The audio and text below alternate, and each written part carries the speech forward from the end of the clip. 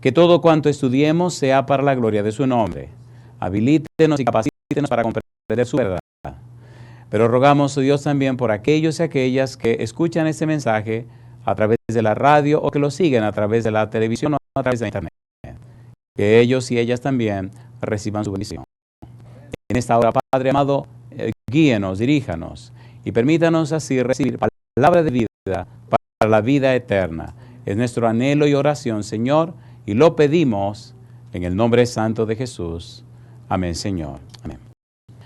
Muy bien, en el libro de Job, capítulo 42, versículos 5 y 6, la Biblia dice: de oídas te había oído, mas ahora mis ojos te ven. Por tanto me aborrezco y me arrepiento en polvo y ceniza. Estamos trabajando con la serie La visión básica de Dios para la mente del líder. Y vamos a trabajar en esta hora más específicamente con la palabra visión. ¿Qué cosa es visión?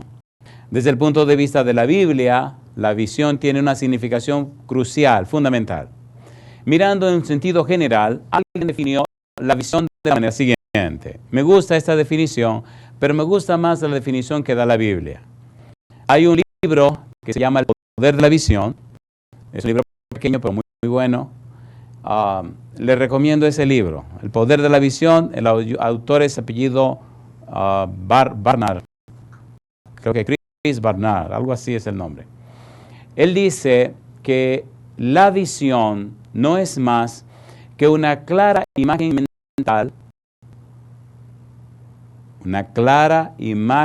mental acerca de un futuro mejor impartida por Dios a sus siervos fieles y está basada en una clara comprensión de Dios, de uno mismo y de las circunstancias. De manera que la visión viene de Dios, una clara imagen mental que viene de Dios. Dios la imparte a sus siervos fieles y esa clara imagen mental que viene de Dios nos habla de un futuro mejor. Y como viene de Dios, es clara y específica. Y número 3, está basada en la comprensión que tenemos de Dios, de nosotros mismos, pero también de las circunstancias. En este momento comenzamos una interesante aventura en la Biblia, donde usted puede prepararse para aprender a conocer y saber cuál es la visión de Dios para usted. Cuando usted descubre cuál es la visión que Dios tiene para usted, y cuando usted sigue esa visión, usted entra a una nueva esfera de vida. Usted entra a lo que se llama la vida espiritual. Generalmente, las personas llamadas cristianas se han hecho muy religiosas, pero han dejado de ser espirituales. Hay muchas personas en las iglesias que están convencidas de una verdad, pero no están convertidas a esa verdad. Los convertidos, los arrepentidos, los que han nacido de nuevo, los que viven en la vida espiritual, siguen la agenda de Dios para su vida. Hay un gozo, hay una alegría, hay una sensación sobrehumana, sobrenatural en aquellos que conocen la visión de Dios para su vida y viven dentro de esa visión. Por ejemplo, cuando el apóstol Pablo iba para Damasco, tenía su propia agenda. Camino a Damasco se rompe la agenda de Pablo y comienza para Pablo la agenda de Jesús. Jesús dice: porque instrumento escogido me es este, para que lleve mi nombre delante de reyes, etcétera, etcétera. Jesús entra a la vida de Pablo y Pablo acepta la agenda de Jesús. Por eso, muy a pesar de los trabajos que Pablo vivió, las circunstancias en que se encontró, de los sufrimientos que tuvo, nada ni nadie lo separó de Cristo Jesús. Por eso él dice: ¿quién nos separará del amor de Cristo? Y nada ni nadie lo separó, solamente la muerte al final de la historia de su vida. Cuando usted descubra, o cuando usted conozca, cuando usted comprenda cuál es la visión de Dios para su vida, entonces usted entrará en una nueva esfera de vida. Cuando Cristo habló con Nicodemo, le dijo que era necesario nacer de agua y de espíritu. Usted necesita conocer la agenda de Dios para su vida. Y ya veremos en un momento, dentro de un instante, cómo Dios presenta esto claramente en el libro de Efesios y cómo Pablo hace una oración larga para pedirle a Dios que por favor le dé a los efesios ese conocimiento de la visión de Dios en sus vidas. La palabra visión en la Biblia tiene una connotación y se relaciona mucho con la palabra profética o profético o profecía. Sin embargo, la significación es un poquito más profunda en el sentido de no tanto la descripción, sino el contenido o el fin de la misma palabra. En el libro de Proverbios, capítulo 29, versículo 18, habla de lo trascendente, lo importante de esta palabra visión. Proverbios, capítulo 29, versículo 18. Mire usted cuán importante es esto, porque cuando no se da, entonces hay una tragedia en el ambiente. Dice el versículo 18, sin profecía el pueblo se desenfrena, mas el que guarda la ley es bienaventurado. Se puede traducir, sin visión el pueblo se desenfrena. La palabra profecía que aparece aquí es la misma palabra visión que aparece en otros textos que veremos en algún momento. De manera que nos conviene saber qué significa la palabra visión, la palabra profecía que aparece en este versículo. En hebreo es la palabra ason y significa lo siguiente. Tiene una gran significación y un significado maravilloso. Dice, revelación por medio de una visión, un oráculo, una divina comunicación. La esencia primaria de esta palabra no es tanto la visión o sueño en sí mismo como el mensaje transmitido. Número 1, esta palabra ason o visión significa, en primera instancia, una comunicación directa entre Dios y la gente a través del oficio profético. Se le llama visión a lo que Dios le daba al profeta para transmitirle al pueblo. En 1 Samuel capítulo 3 versículo 1, vamos rapidito a ver hasta dónde podemos llegar. 1 Samuel capítulo 3 versículo 1 dice, el joven Samuel ministraba a Jehová en presencia de Elí, y la palabra de Jehová escaseaba en aquellos días, no había visión con frecuencia. No había una comunicación de Dios hacia el pueblo con frecuencia. Llama la atención al final del Antiguo Testamento, cómo cierra con la Malaquías un periodo que comienza de 400 años donde no hay visión. Por 400 años nadie dice, he aquí palabra de Jehová. Nadie dice, Jehová dijo. Nadie dice, esto es palabra de Jehová. Hasta que aparece Juan el Bautista. 400 años, periodo intertestamentario, donde la palabra visión escasea. 1. Visión significa lo que Dios revela, lo que Dios comunica a los profetas. Número 2, se llama visión también a la colección de tales mensajes. En Isaías capítulo 1, versículo 1, nos presenta cómo esa colección de mensajes de Dios se le llamó también visión. Isaías capítulo 1, versículo 1. Recuerde que queremos saber cuál es la visión de Dios para la vida suya. Dice el verso 1, visión de Isaías, hijo de Amós, la cual vio acerca de Judá y Jerusalén en los días de Usías, Jotán, Acaz y Ezequías, reyes de Judá. Aquí presenta Isaías todo lo que él vivió, todo lo que vio, todo lo que experimentó en su vida durante estos reyes y lo compila en su libro. Me gusta el capítulo 6, versículo 1, donde él presenta en forma bien clara una experiencia con Dios. Dice el verso 1, Isaías 6, 1. En el año que murió el rey Usías, vi yo al Señor sentado sobre un trono alto y sublime, y sus faldas llenaban el templo. Isaías no solo recibió un mensaje, sino que tuvo también una experiencia hermosa y directa con la persona de Dios. Isaías sabía qué era lo que Dios quería en su vida. Isaías experimentó la maravillosa oportunidad de conversar con Dios. Cuando Ezequías se enfermó, Isaías vino con un mensaje de Jehová y le dijo al rey que preparara su casa, que se iba a morir. Cuando Isaías sale de la presencia de Ezequías, en el camino de regreso a la casa, Dios vuelve y le habla y le dice, regrésate y dile a Ezequías que le voy a dar 15 años. Había una estrecha relación entre Dios e Isaías. Dios no ha roto esa relación. Los hombres han creado esquemas con relación a su trato con Dios que le han hecho ausentarse o distanciarse de Dios. En el capítulo 20 del libro de Éxodo, el Señor dice, no os hagáis dioses conmigo. Cuando leemos la Biblia desde Génesis hasta el Apocalipsis, vemos a Dios interesado en buscar a los seres humanos. Pero vemos a los seres humanos buscando la manera de no relacionarse, no interactuar con Dios. Cuando Dios habla en el capítulo 20 en el monte Sinaí, el pueblo se mete en miedo, pero oyó la voz de Dios, oyó cuando Dios habló. Y le pide a Moisés que por favor hable Moisés con Dios y que Moisés le diga a ellos, pero que no hable Dios directamente con ellos. Pero ellos sí oyeron la voz de Dios. Desde que Adán y Eva pecaron hasta el día de hoy, Dios siempre anda buscando a sus hijos.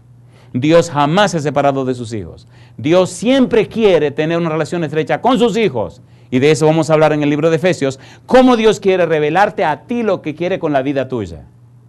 Y esto no se puede entender hasta que usted no lo vive. No es un asunto de que alguien me lo contó. Pablo tuvo su visión del Señor y una buena relación con Dios. Pedro tuvo su relación con Dios. Y cada uno de los personajes de la Biblia. La pregunta ahora es, ¿y cómo tú has vivido tu propia experiencia con el Dios de Pablo, con el Dios de Pedro, con el Dios de Juan? Ahora tú necesitas experiencia directamente con Dios. Y Dios ha designado y ha determinado revelarte a ti lo que Él quiere con la vida tuya. Y allá llegaremos en un momento, con la ayuda de Dios y la explicación que hace el apóstol Pablo. Número 3, la palabra visión también se usa para referirse a mensajes de falsos profetas. En el libro de Jeremías capítulo 14, versículo 14, mira lo que dice Jeremías. También hubo falsos profetas que dieron mensajes que no venían de Dios. Jeremías 14:14 dice, me dijo entonces Jehová, falsamente profetizan los profetas en mi nombre, no los envié, ni les mandé, ni les hablé. Visión mentirosa, adivinación, vanidad y engaño de su corazón os profetizan. Número 4, la palabra azón, la palabra visión, se refiere y se presenta como una guiadora comunicación del Señor, a menudo restringida cuando se está bajo juicio de Dios. Lamentación capítulo 2, versículo 9. Veamos Lamentaciones, capítulo 2, versículo 9. Es interesante comprender esto porque nos da una clara idea de lo que Dios quiere para nosotros. Lamentaciones capítulo 2, versículo número 9. Dice el profeta Jeremías, Lamentaciones capítulo 2, versículo 9. Dice el verso 9, sus puertas fueron echadas por tierra. ¿Y qué dice ahora? Destruyó y quebrantó sus cerrojos.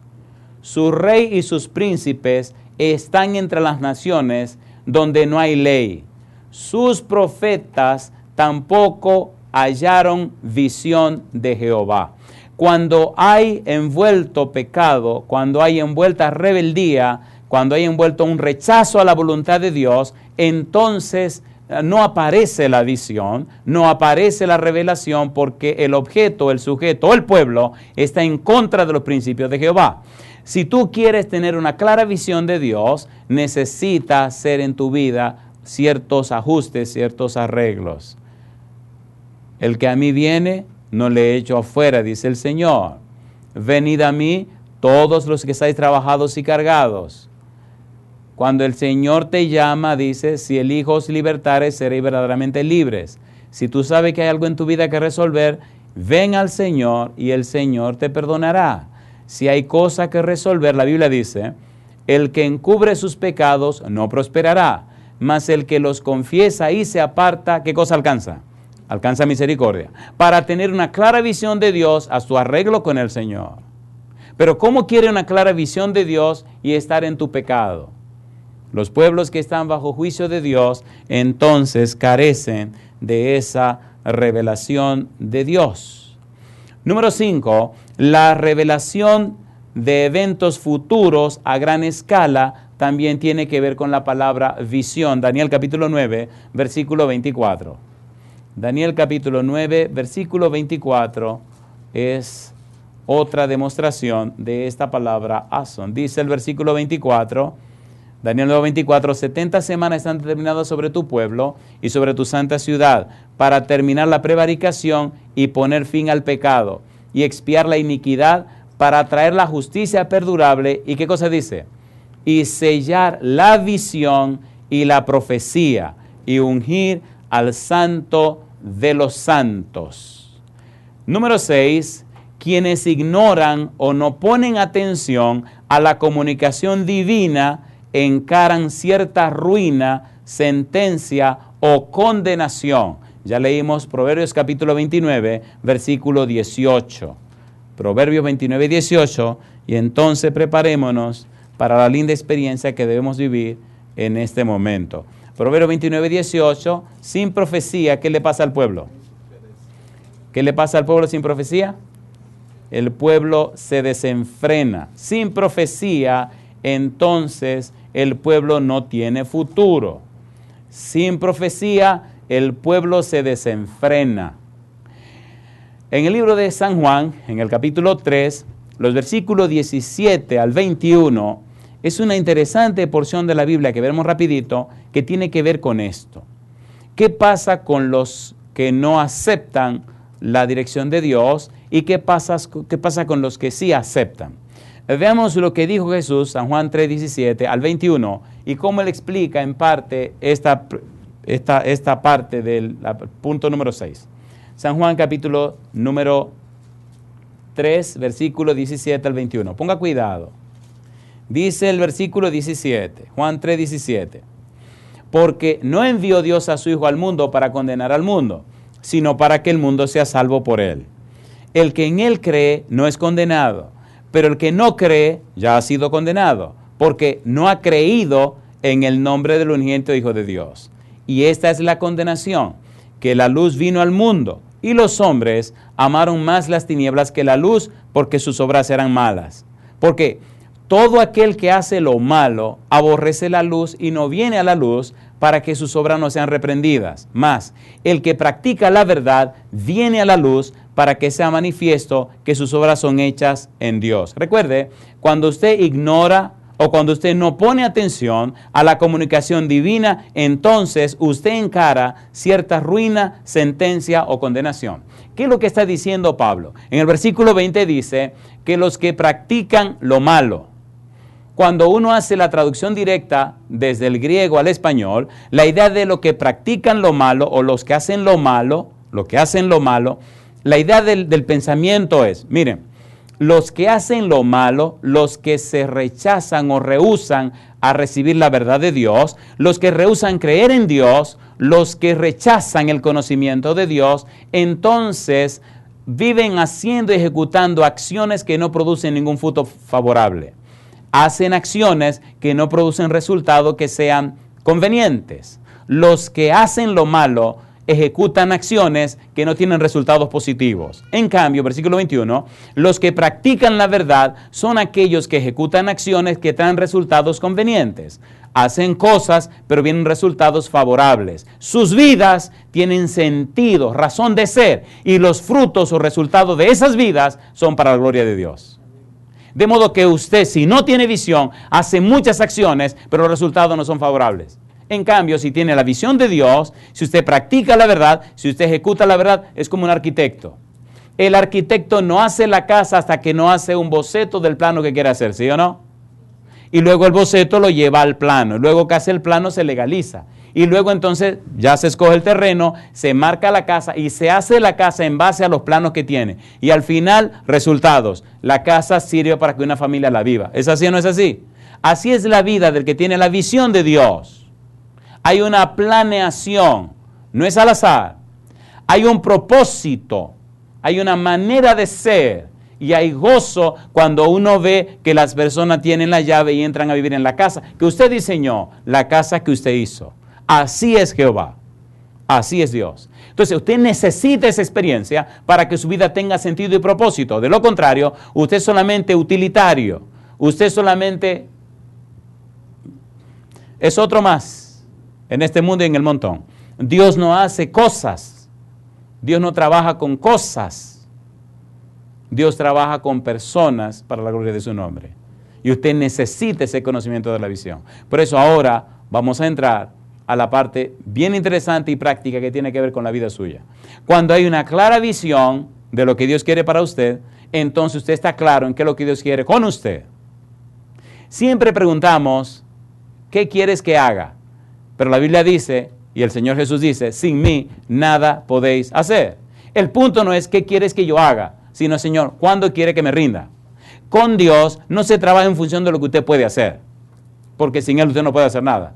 La función es cuándo te rindes, cuándo estás dispuesto a rendirte a la agenda de Jehová, rendirte a la voluntad de Dios, rendirte al propósito de Dios para tu vida. No, yo quiero hacer esto, espérate mi negro, yo tengo otros planes contigo. Siempre los planes de Jehová son los mejores planes. Una noche, siempre digo esto, mi esposa tuvo un problemita con una piedrecita, un cálculo renal, y esa madrugada yo vi la vida de un médico internista. Y esa noche me di cuenta que yo no podía ser médico. Yo soy demasiado dinámico, me gusta ser muy activo. Y yo vi a este pobre hombre pasarse la noche entera, yendo para allá, viniendo para acá, yendo para allá. Digo, yo me iba a pasar la vida entera metido en un hospital. Y esa noche le dije a Dios, Señor, usted tenía razón. Mi vida no era ser médico. Ese es un propósito que tiene con otros. A mí me gusta estar dinamizando las cosas, viendo que las cosas están ocurriendo. O sea, me gusta lo que hago. Pero Dios lo sabía antes de que yo lo hiciera. Dios no se equivoca. Dios sabe lo que te conviene. Y no hay esa sensación de plenitud hasta que usted no está trazado, caminando en ese canal de vida que Dios escogió para usted. Por eso, en este momento le digo que ponga bien mucho cuidado a lo que viene ahora. El punto número 7, acerca de la visión de Dios. El punto número 7 comienza en el libro de Efesios. Cuando estudiamos el libro de la carta del apóstol Pablo a los Efesios, encontramos un manantial de información, pero un manantial de conocimiento y de sabiduría del cielo. El punto clave del libro de Efesios, de la carta a los Efesios, es la palabra unidad. En el capítulo 1, el apóstol Pablo hace una oración tan extensa que le llevó 16 versículos.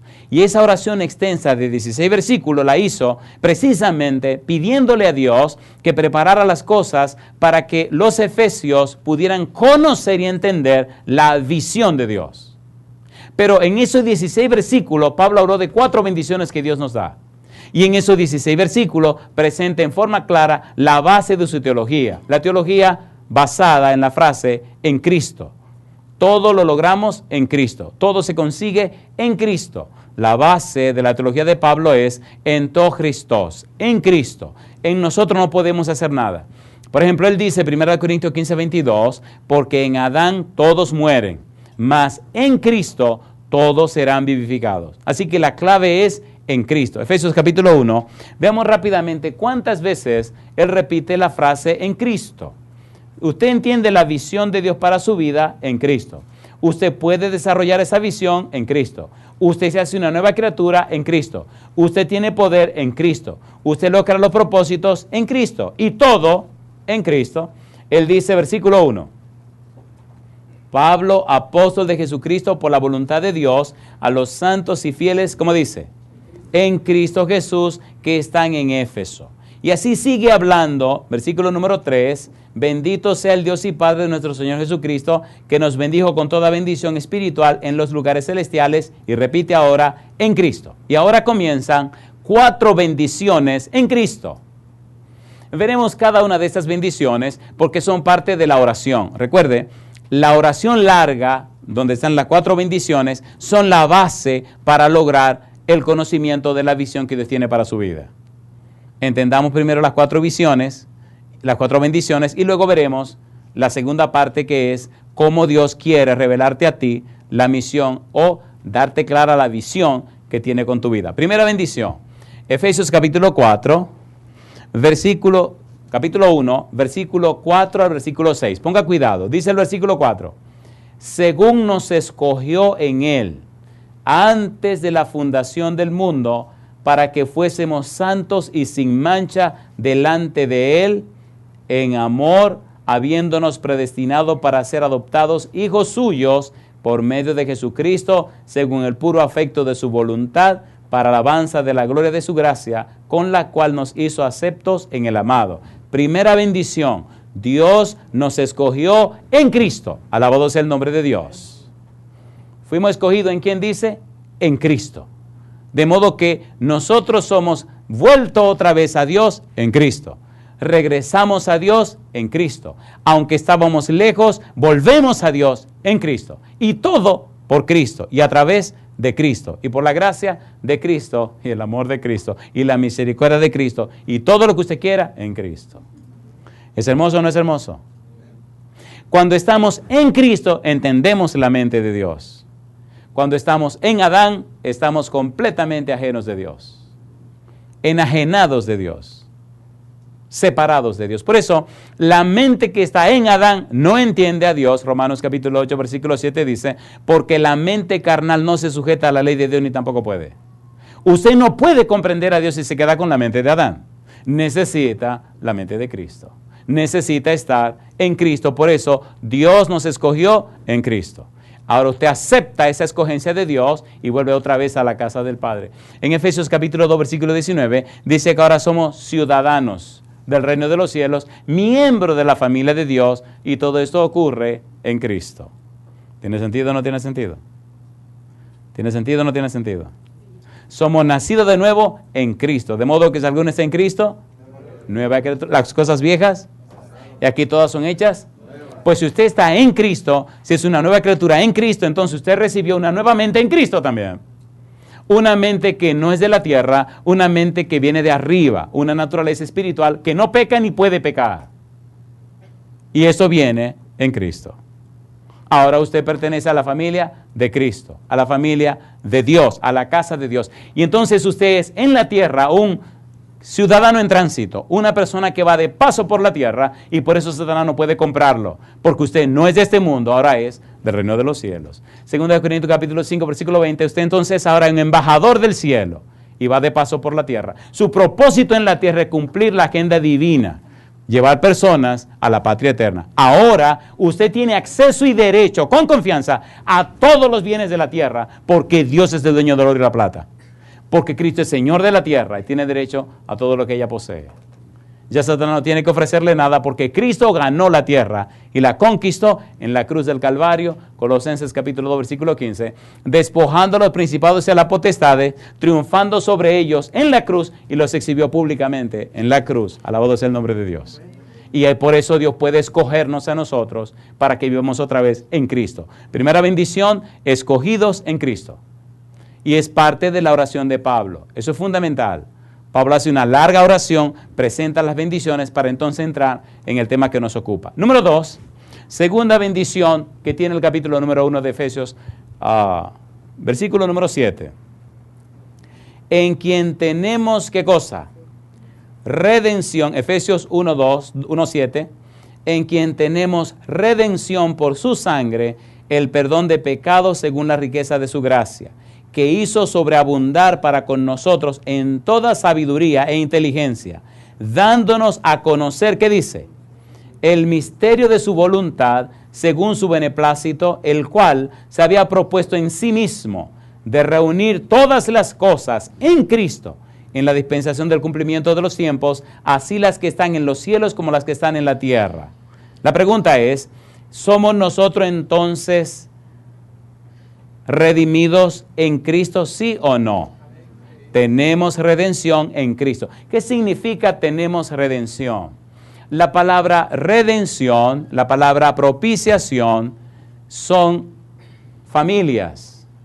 De hecho, Romanos capítulo 3, vamos a hacer rapidito un estudio de esta palabra lo más pronto posible. Romanos capítulo 3, y vamos toda la belleza significación que hay aquí detrás. Versículo 24 y versículo 25.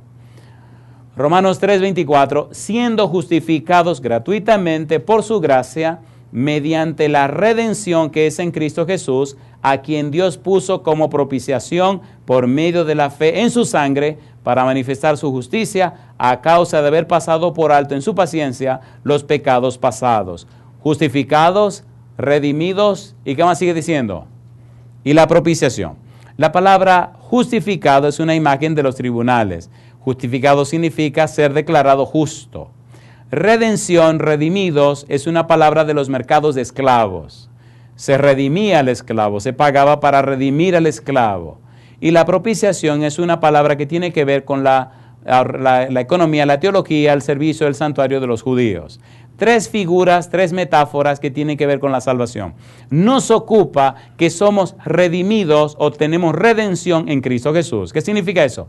Que Cristo vino al mercado de esclavos, donde estábamos nosotros, esclavos del pecado y de la maldad, esclavos del pecado, la maldad y el diablo. Ahora Cristo vino y pagó con su sangre el precio de nuestra liberación.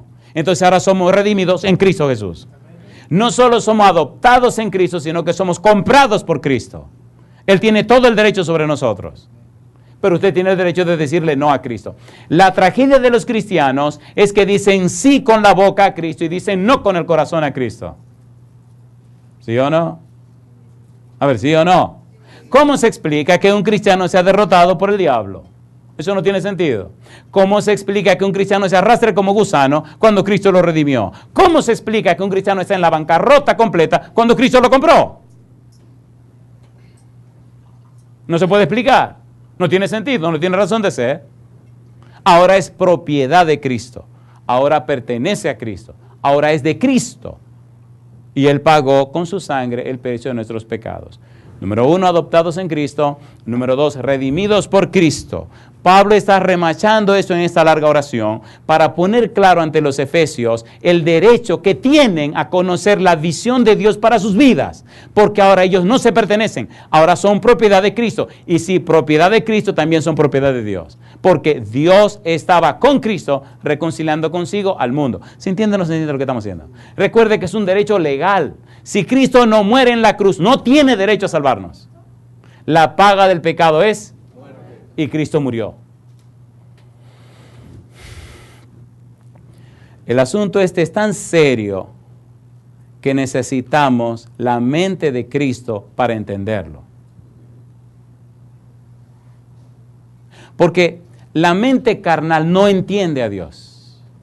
No lo puede entender. En cambio, cuando nos rendimos, entonces Dios nos da la mente de Cristo. En 2 Corintios capítulo 2, versículo 16 dice, porque nosotros tenemos la mente de Cristo. Y miren, queridos, para allá vamos. La clave de todo lo que vamos a estudiar es aprender la mente de Cristo.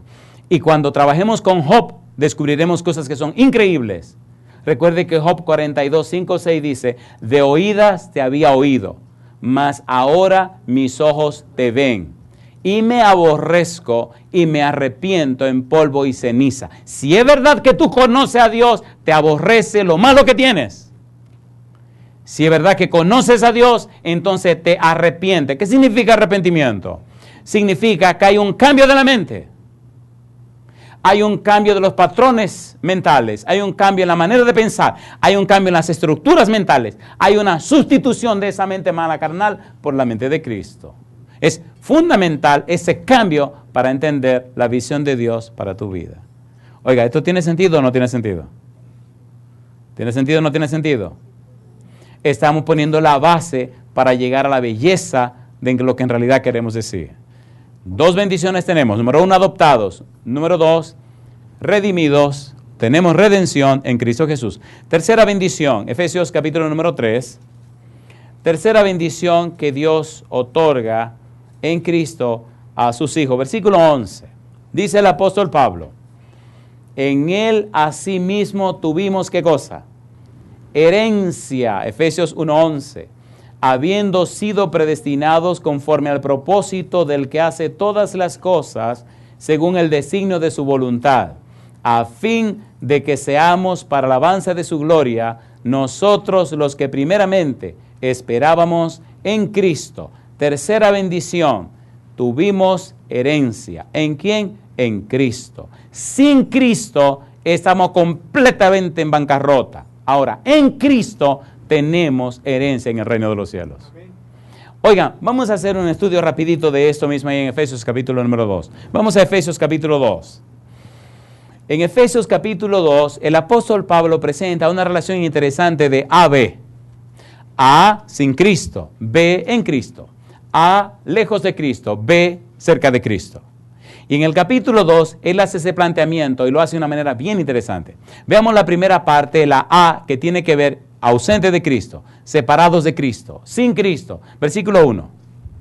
Dice el versículo 1 del capítulo 2, y Él os dio vida a vosotros cuando estabais muertos en vuestros delitos y pecados, en los cuales anduvisteis en otro tiempo, siguiendo la corriente de este mundo, conforme al príncipe de la potestad del aire, el espíritu que ahora opera en los hijos de desobediencia, entre los cuales también todos nosotros vivimos en otro tiempo en los deseos de nuestra carne, haciendo la voluntad de la carne y de los pensamientos, y éramos por naturaleza hijos de ira, lo mismo que los demás. Pablo dice, antes estábamos así, en otro tiempo estábamos así, y ahora hace el cambio. Dice, pero Dios, que es rico en misericordia, por su gran amor con que nos amó, aun estando nosotros muertos en pecados, nos dio vida juntamente con Cristo. Por gracia sois salvos. Y juntamente con Él nos resucitó y asimismo nos hizo sentar en los lugares celestiales con Cristo. En otras palabras, antes estábamos en bancarrota, pero ahora no. Ahora estamos en Cristo. Si usted dice que ahora está en Cristo, tiene que mostrarlo en su vida. No se entiende que usted esté en Cristo y esté en una bancarrota completa. No se entiende que usted en Cristo y se arrastre como gusano. Cuando usted está en Cristo, usted ha sido redimido, usted ha sido comprado, usted ha sido justificado, usted ha sido propiciado, usted ha sido asimilado, ha sido recibido en la familia de Dios. Ahora el pasado pasó, ahora comienza una vida nueva en Cristo Jesús. Y yo digo, alabado sea el nombre de Dios. Cuarta bendición. Efesios capítulo número 1. Versículo número 13. En Él también vosotros, habiendo oído la palabra de verdad, el evangelio de vuestra salvación, y habiendo creído en Él, ¿qué dice ahora? Fuisteis sellados con el Espíritu Santo de la promesa, que es las arras de nuestra herencia, hasta la redención de la posesión adquirida para alabanza de su gloria. Así que la cuarta bendición es que somos sellados con el Espíritu Santo. El Espíritu Santo es la garantía de nuestra salvación. En otras palabras, cuando aceptamos a Cristo, cuando somos de Cristo, empezamos a vivir una vida que es completamente sobrenatural. Una vida fuera de lo común. Y empezamos a entender y comprender lo que Pablo llama el misterio de Dios. Y quien nos revela ese misterio es el Espíritu Santo. Es tan importante entender esto que el apóstol Pablo lo explica, lo leemos y no nos detenemos a ver lo que estamos leyendo.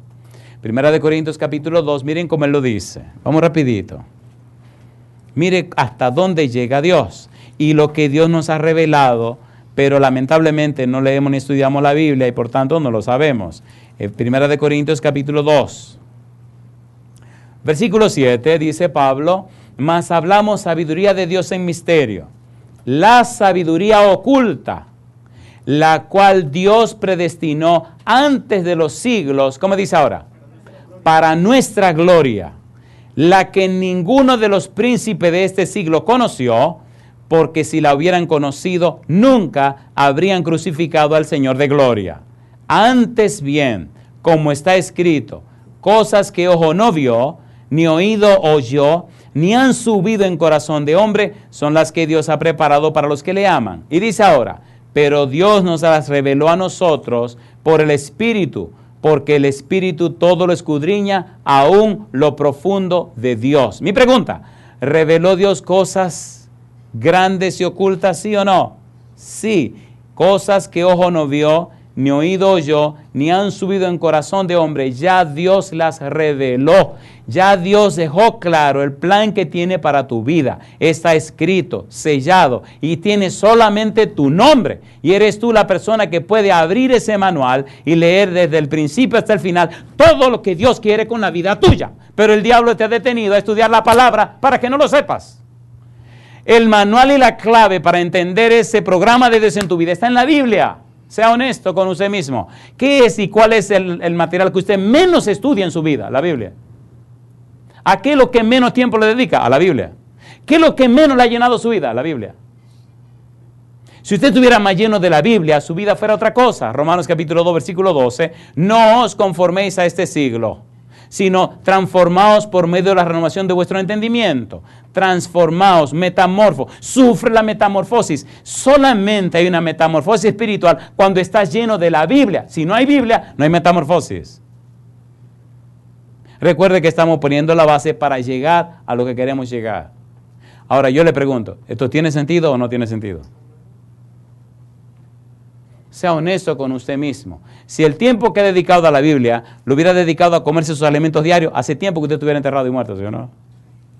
O muerto y enterrado, ¿verdad que así suena mejor? ¿Sí o no? Sea sincero. ¿Sí o no?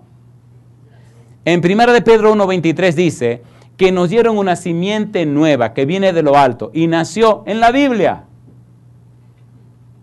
Y ella se alimenta solamente de la Biblia. Y usted la ha estado matando por años.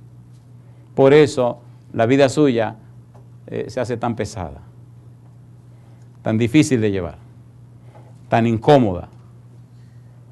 Y por eso la vida se hace tan rara, tan amarga. Y por eso hay que escaparse en algún tipo de pecado, o de pensamientos extraños, o de quejas, o de una diablura. La vida se convierte en una diablura cuando uno no está lleno de Cristo, no está lleno del Espíritu de Dios. Pero cuando usted encuentra el caudal y usted comienza y toma la corriente, oiga, la vida se hace sabrosa. Hay tantas cosas que me gustaría contarle, pero voy a ser bien sincero. Falta mucho dar duro a la Biblia para que llegue cierto grado de credulidad. ¿Verdad? Vamos a ser bien sinceros. ¿Verdad que a veces nos convertimos muy incrédulos? ¿Sí o no? Por eso me gusta predicar leyendo la Biblia. Porque si usted se pone de incrédulo, el Espíritu le parte el corazón. Y no puede decir que son palabras mías, sino que es la palabra de Dios. ¿Estamos estudiando qué cosa? La palabra de Dios. ¿Hay 4 bendiciones o no hay 4 bendiciones en Efesios capítulo 1? Ahí está. ¿Sí o no? Ahí están. Y son para usted. Pero esas 4 bendiciones es para capacitarlo, prepararlo, equiparlo para recibir la más grande bendición que viene ahora. Y el conocimiento de la visión de Dios para tu vida. Mira, querido, cuando tú aceptas la agenda de Dios para tu vida, cuando tú le dices sí a Dios, mensaje para los jóvenes, página 99, cuando la voluntad humana coopera con la voluntad divina, se hace omnipotente. ¿Cómo se hace? Cuando era un adolescente aprendí eso. Libro de la Educación, página 17, dice, el ideal que Dios tiene para con sus hijos supera al más elevado de los pensamientos humanos. La meta a alcanzarse es la piedad, la semejanza con Dios. Ese pensamiento cambió mi vida. El día que yo leí ese pensamiento fue como un corrientazo que llenó todo mi ser, hasta el día de hoy. Ese pensamiento impactó mi vida y ahora ya tengo 52 años. Al mirar para atrás, 33 años caminando con el Señor, veo tantas maravillas sencillamente por una cosa. Fui tan tonto que le creí a Dios. Y entonces Dios se glorificó en este tonto. Y veo que la tontería es un buen negocio. Yo prefiero ser tonto y no tan sabio como muchos que quieren comenzar a cuestionar a Dios. Sea honesto, ¿verdad que usted siempre está cuestionando a Dios? Bueno, es honesto, no ha dicho nada, porque dicen que el que calla otorga, dice el refrán, ¿no? Así que le acepto su silencio, significa que sí.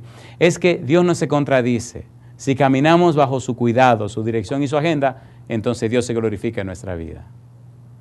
Mi pregunta para usted, ¿le gustaría caminar con la agenda de Jehová? ¿Va a romper la suya?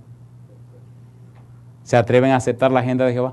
A mí me gusta la agenda de Dios. Un punto en la agenda de Moisés era entrar a Canaán. ¿O no? Y hasta se lo pidió. A mí me gusta papá Dios cuando dice no es no, compadre. Señor, pero no, ya te dije que no. Pero en la agenda de Dios, ¿dónde quieren entrar a Moisés? Pues déjese de bobería. ¿Qué me importa a mí Canaán terrenal? Total, mire cómo terminó todo en un fracaso. ¿O no fue un fracaso? Mejor que lo hubiera quemado en el desierto, ¿verdad que sí? No, tampoco. Que lo llevaran a Canaán. Que lo llevaran a Canaán. Pero el pueblo estaba tirando para el monte desde siempre.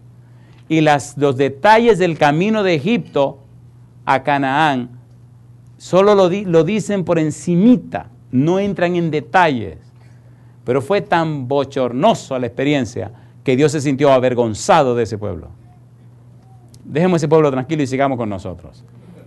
Miren, concluyamos esta parte, hagamos un receso y entremos en lo que tenemos que entrar. Efesios capítulo 1, repasemos lo que ya vimos. Efesios capítulo 1, Pablo hace una oración larga, 16 versículos presentando nada más y nada menos que su petición a Dios para que los efesios entendieran el plan o el propósito de Dios. Número 1, primera bendición, nos escogió en Él. Segunda bendición, tenemos redención por su sangre. Tercera bendición, tuvimos herencia en Él.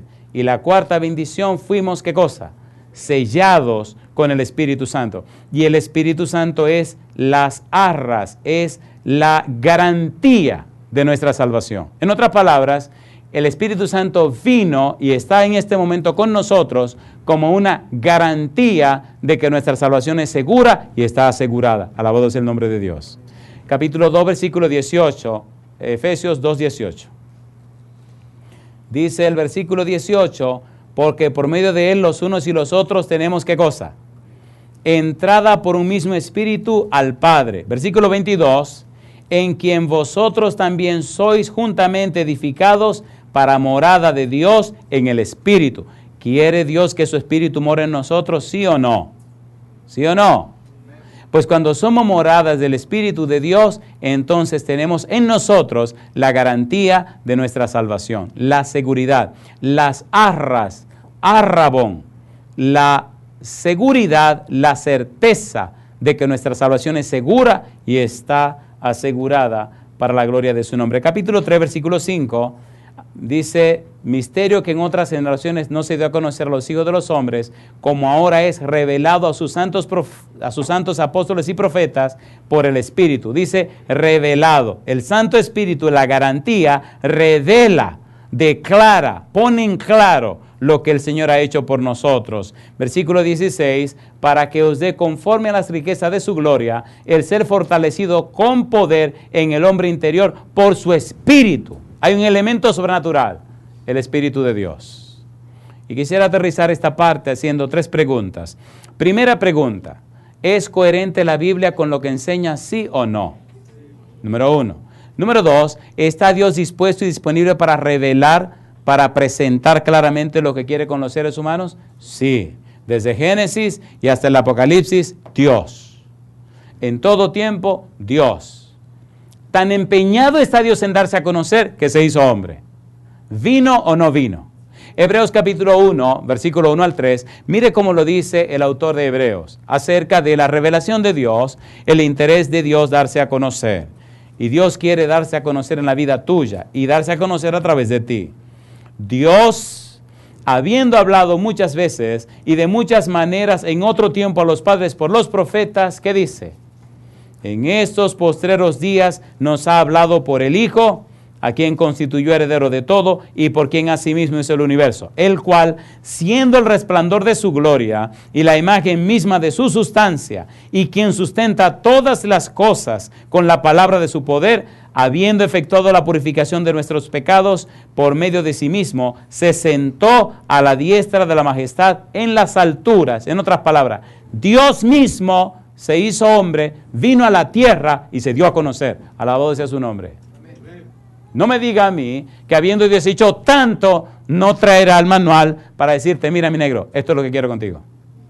El libro está escrito, el manual está escrito, pero tiene un sello porque solo lo puede abrir tú. Nadie más lo abrirá. Qué vergonzoso, personas que han vivido toda la vida y el manual nunca se ha abierto. Hay un libro que se llama Cada día con Dios, es una matutina, una matinal, donde la sierva de Dios habla de la pérdida eterna, aunque te salves. Pérdida eterna, aunque entre al cielo. Pérdida eterna de lo que pudiste haber aprendido y no aprendiste. Pérdida eterna por la vida tonta que viviste haciendo pecado y cosas, tonterías. ¿Cómo es posible, por favor? ¿Cómo es posible? Y la gente acomodarse a una vida mediocre, una vida sin sentido, sin propósito. Oye, qué barbaridad. Oiga, pero póngase a pensar por un momento, ¿cómo es el Dios que usted ha creído? ¿Cómo es el Dios suyo? ¿Y cómo es la vida que usted está viviendo? Siempre repito este libro, El conocimiento del Dios Santo, de A.W. Tozer. Él dice que el Dios que nosotros adoramos, el Dios que nosotros creemos, está determinado por la vida que vivimos. ¿Cómo es el Dios que nosotros creemos? Mire cómo usted vive. Si usted está adorando al verdadero Dios, entonces su vida reflejará los perfiles del verdadero Dios. ¿Qué dice 1 de Pedro 2:9? Mas vosotros sois linaje escogido, real sacerdocio, nación santa, pueblo adquirido por Dios. ¿Y cuál es el propósito ahora? Para que anunciéis las virtudes de aquel que os llamó de las tinieblas a su luz admirable. Qué lindo una casa donde el papá y la mamá se consagran a Dios, y donde los hijos se consagran a Dios, y donde Dios puede habitar. ¿Le gustaría que el Señor fuera a su casa hoy y se quedara a vivir con ustedes? ¿Verdad que hay cosas que hay que echar a la basura? Haga el propósito desde aquí, haga la listita. Todo esto va para la basura. No importa cuánto sea.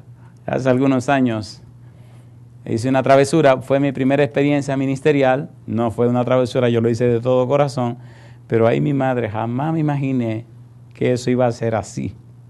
Hicimos una vigilia hasta el amanecer y dije, a las 2 de la mañana vamos a tener unos tanques para quemar todas esas cosas que hay en su casa que usted no debe tener. Bueno, y dimos una semana de oración y la vigilia era para jóvenes. Compadre, le dije a un diácono, usted se va a encargar de recoger todas las cosas que traigan. Yo estoy creyendo que van a traer un libro, una revista. Libro, revista, compadre. Algunos traían su cargamento y lo vigilaban, compadre. Aseguraba que nadie lo mira. Y me dice el diácono, pastor, ¿y qué vamos a hacer con todo esto?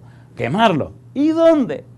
Digo, ¿cómo que dónde? En el tanque te queda afuera. Y empezó a reírse. Venga a ver. Ay, mamacita linda, compadre. Cuando voy, había un cargamento de mochila desde el suelo como hasta así. Digo, ¿y qué es todo eso? Lo que trajeron. Y mire, no se van de ahí vigilando que nadie abra esa mochila. Digo, ¿cómo va a ser? Digo, ay. ¿Y entonces? Y ahí estaban los incumbentes, compadre, vigilando su mochila que a nadie se le ocurriera. Y le pregunto, con los lagrimones, pero todo eso, pastor, todo eso. Y dice uno, esas 2 mochilas son las mías, y este bulto es el mío. ¿Qué? Y ahora ¿qué vamos a hacer con todo esto? Bueno, pues hubo que buscarse, inventarse, ingeniarse una cuestión de meter todo eso en un sitio que nadie porque estaban vigilando su secreto, compadre. Yo no sé cuántas mochilas usted tendrá guardada, compadre, pero yo le garantizo a usted que hay que quemar.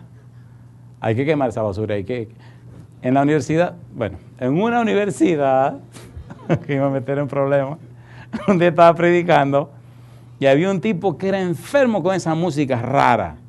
Ese era su ídolo, eso era su todo. Y un muchachito le dice, oye, ¿y por qué no ven a ir al pastor? A mí no me importa, pastor. Y él lo decía, este es mi ídolo, un bulto grandote, lleno de toda música rock and roll. Este es mi ídolo, a mí esto no me lo quita nadie. Y el tipo vino el primer día y el Señor lo tocó. El segundo día el Señor lo impresionó. El cuarto día lo partió por la mitad. En medio del sermón el tipo empieza a llorar, se para y sale y se va. Los amigos se sintieron derrotados. Dijeron, wow, cuánto ya aguantó, pero ya no aguantó más y ya sí verdad que se perdió porque perdió. Allá viene el tipo con un bultón grandote aquí terciado, compadre, y pasa por el medio del salón en la universidad y están todos los muchachos mirando. Y viene, estaba sentado hablando y viene, ¡pah! Y se sienta ahí, sigue oyendo su sermón, como estos vaqueros del oeste. Termina el sermón, hacemos el llamado del pasa al frente y viene y me abraza y empieza a llorar. Digo, bueno, ahora sí se armó, ¿quién será este muchacho? Yo no sabía nada del show, del chisme de la mojanga. Terminamos de orar y todo pasó y todo. Y me dice, venga, yo quiero hacerle entrega a usted de este bulto. Digo, así. Digo, oye, pero ese bulto está bonito. No, es basura lo que hay adentro. Y empiezan nosotros a llorar. Digo, ¿ustedes qué es lo que le pasa? Y saben que algunos lloran feo, tuercen la cara. Digo, yo no tengo que ver nada, yo estoy pensando que es pornografía, muy grande de esa. Digo, yo no tengo que ver. Eso es nada. ¿Qué tenemos que hacer? Rómpalo. Eso, mire, ese era mi tesoro, dice el tipo. Yo he gastado un dineral. Digo, no, pero alguien tiene una mandarria, un marrón, una así. Estoy capaz de baratarlo. ¿Qué es lo que hay? Son CD, DVDs. Ah, no, pues hay que romperlo. Pues los muchachos se dieron gusto con piedra y con de todo, rompiendo el asunto y rompiendo el bulto ese. Esto hay que decirlo con gracia, porque si uno no lo dice con gracia, puede ser una desgracia. Así que yo le pregunto a usted, ¿verdad que hay cosas que hay que romper? ¿Sí o no? ¿Verdad que hay cosas que hay que romper? Sea honesto, sea sincero. Es su problema, no es el mío. Hay amistades que hay que romper. Hay cosas que hay que romper. Decida aquí que usted la va a romper. Y si tiene que hacer una llamada, hágala. Y dígalo, sí, oye, te estoy diciendo que a partir de hoy se acabó. ¿Qué fue lo que se acabó? Que se acabó. Eso es lo que estoy diciendo, que se acabó. Llegar a una iglesia, mejor dejemos esto porque el tiempo ya se acabó. Ya hablaremos de eso en otro momento. Pero, ¿tiene sentido o no tiene sentido? ¿Tiene sentido o no tiene sentido? Miren, hemos cambiado una comunión estrecha con el Dios Todopoderoso, con el Rey del Universo, con un Dios como el que tenemos, por tonterías, por estar fuñendo con tonterías. ¿Es así o no es así? ¿Es así o no es así? Y llegó el tiempo de romper esa bobería. Usted tiene que vivir al nivel, al potencial que Dios quiere que usted viva. Déjese de ser mediocre. Eso que usted tiene no es lo que Dios tiene para usted. Es una tontería lo que usted tiene en la mano ahora mismo. Las cosas que Dios quiere son más que eso para usted, para loor y fama y gloria de su nombre.